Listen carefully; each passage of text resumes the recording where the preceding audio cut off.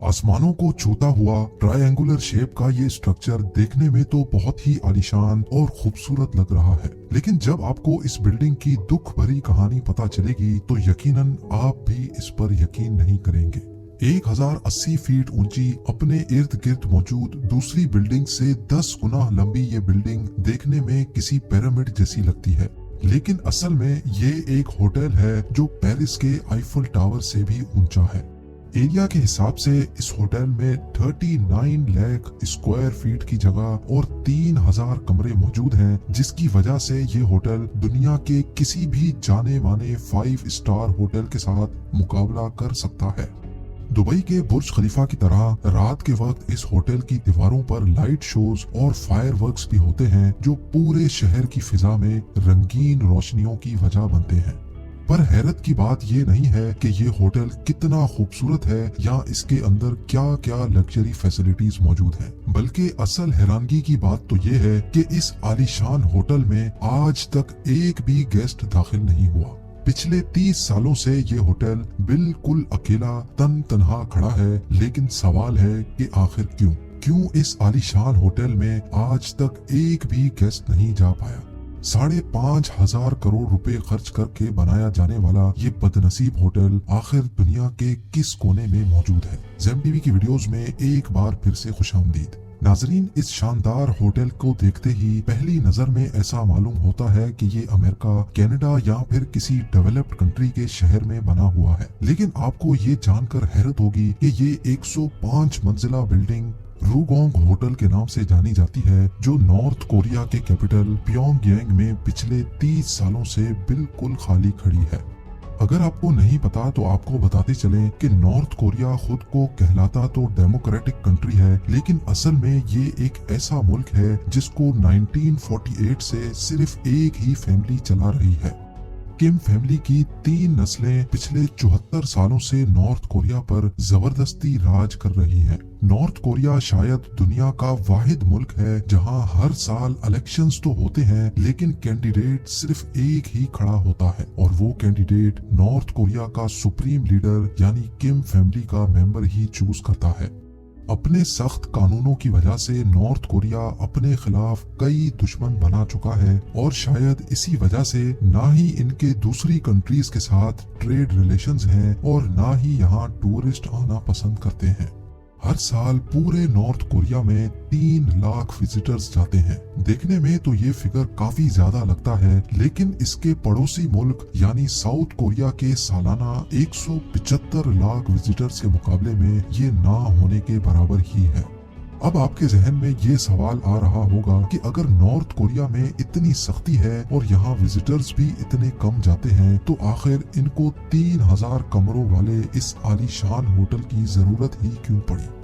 असल में ये बात है 1986 की, जब यूनाइटेड स्टेट्स और सोवियत यूनियन के दरमियान कोल्ड वॉर चल रही थी। इस जंग में नॉर्थ कोरिया सोवियत यूनियन की तरफदारी कर रहा था, जबकि इसका पड़ोसी मुल्क यानी साउथ कोरिया अमेरिका की तरफ था। क्योंकि ये एक कोल्ड वॉर थी, इसी वजह से इस जंग में हथियारों का नहीं बल्कि अपनी ताकत दिखाने का मुजाहिरा करना था।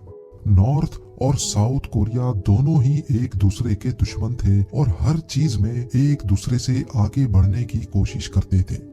1986 में एक साउथ कोरियन फर्म ने सिंगापुर में दुनिया का सबसे ऊंचा होटल बनाया था, जो आज स्टैमफोर्ड होटल के नाम से जाना जाता है। इसके अलावा साउथ कोरिया में 1988 ओलंपिक्स होस्ट करने की तैयारियां भी जोरों शोरों से चल रही थी।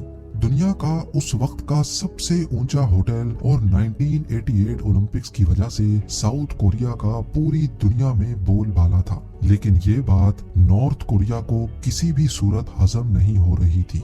नॉर्थ कोरिया ने टसल में आकर अपने पास भी एक फेस्टिवल कराने का फैसला किया, जो कि असल में ओलंपिक्स का कॉपीड वर्जन था। ये फेस्टिवल 1989 में करवाया जाना था और उसमें आने वाले 22,000 पार्टिसिपेंट्स के लिए न सिर्फ प्योंगयांग का एयरपोर्ट एक्सटेंड किया गया, बल्कि 1.5 लाख लोगों के लिए एक ब्रांड न्यू स्टेडियम और 3000 कमरों का एक होटल भी बनवाने का फैसला किया।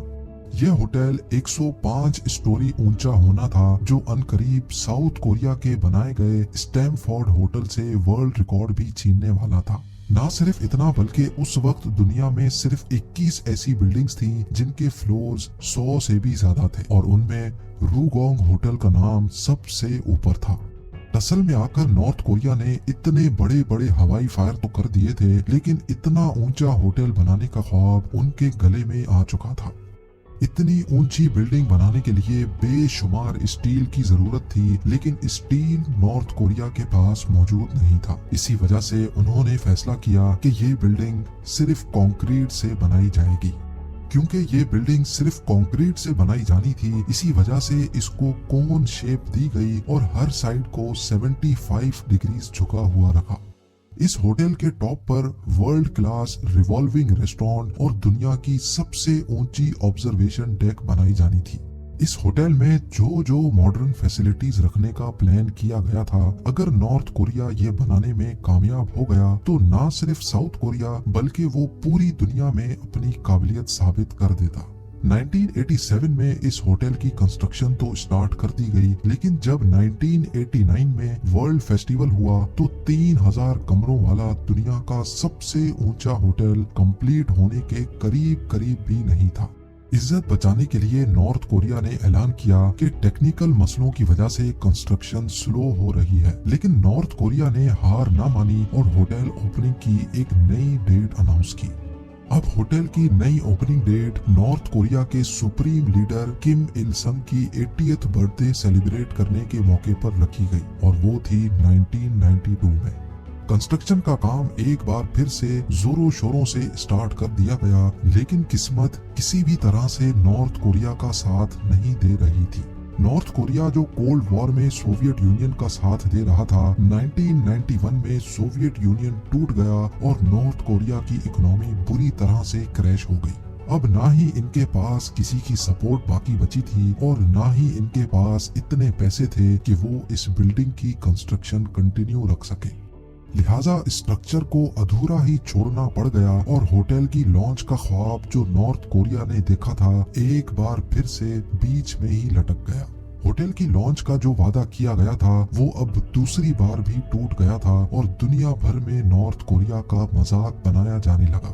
اگلے 16 سالوں تک یہ اسٹرکچر ایسے ہی کھڑا رہا جو نارتھ کورین کیپٹل کا ویو اچھا کرنے کے بجائے اس کو خراب کر رہا تھا، کیونکہ نہ ہی اس پر پینٹ کیا گیا تھا اور نہ ہی ونڈو پینلز لگائے گئے تھے۔ ایک پوائنٹ پر اس پورے اسٹرکچر کو گرانے کا فیصلہ بھی کیا گیا، لیکن اس سے پوری دنیا میں یہ میسج جاتا کہ نارتھ کوریا کے پاس ایک بلڈنگ بنانے کی قابلیت بھی نہیں ہے، تو اسی وجہ سے ان کے پاس اس روکھے اسٹرکچر کو ایسے ہی چھوڑنے کے علاوہ کوئی آپشن نہیں تھا۔ کئی سالوں کے بعد 2008 میں ایک ایجپشین کنسٹرکشن کمپنی کے ساتھ ڈیل کی گئی جس میں وہ اپنے پیسوں سے ہوٹل کو کمپلیٹ بھی کریں گے اور اس کو چلائیں گے بھی۔ نارتھ کوریا کا سپریم لیڈر کم il سنگ تو اب مر چکا تھا، لیکن ایک بار پھر سے ہوٹل کی اوپننگ سپریم لیڈر کی 100th برتھ ڈے کے موقع پر 2012 میں رکھی گئی۔ ایجپشین کمپنی نے سب سے پہلے ہوٹل پر خوبصورت ونڈو پینلز لگائے تاکہ یہ کیپٹل سٹی کی خوبصورتی خراب نہ کرے، لیکن جب ہوٹل کے انٹیریئر ڈیکوریشن کا ٹائم آیا تو ایک اور مصیبت گلے آ گئی۔ 2011 میں نئے لیڈر کم جونگ ان نے نارتھ کوریا کا کنٹرول سنبھال لیا تھا اور انہوں نے آتے ساتھ ہی کچھ ایسے فیصلے کیے جس کی وجہ سے امریکہ نے نارتھ کوریا میں لگژری آئٹمز امپورٹ کرنے کی پابندی لگا دی تھی۔ ہوٹل کا انٹیریئر جس میں لگنے ہی تمام لگژری آئٹمز تھے وہ اب نارتھ کوریا امپورٹ نہیں کر پا رہا تھا۔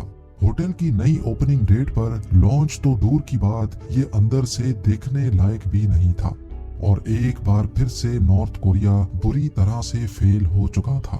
کئی سال پہلے ضد میں آ کر دنیا کا سب سے اونچا ہوٹل بنانے کا جو ہوائی فائر نارتھ کوریا نے کیا تھا وہ اب ان کے گلے پڑ گیا ہے۔ دنیا کا سب سے اونچا ہوٹل تو دور کی بات، اب اس ہوٹل کو ایک نئے ورلڈ ریکارڈ سے نوازا گیا ہے۔ جی ہاں، Guinness book of world record کے مطابق یہ دنیا کی سب سے بڑی بلڈنگ ہے جو بالکل خالی پڑی ہوئی ہے۔ आज भी इस होटल पे रात के वक्त लाइट शोज और फायर वर्क्स होते हैं, लेकिन अंदर से ये बिल्कुल वीरान भूत बंगले का मंजर पेश करती है। उम्मीद है ज़ेम टीवी की ये वीडियो भी आप लोग भरपूर लाइक और शेयर करेंगे। आप लोगों के प्यार भरे कमेंट्स का बेहद शुक्रिया। मिलते हैं अगली शानदार वीडियो में।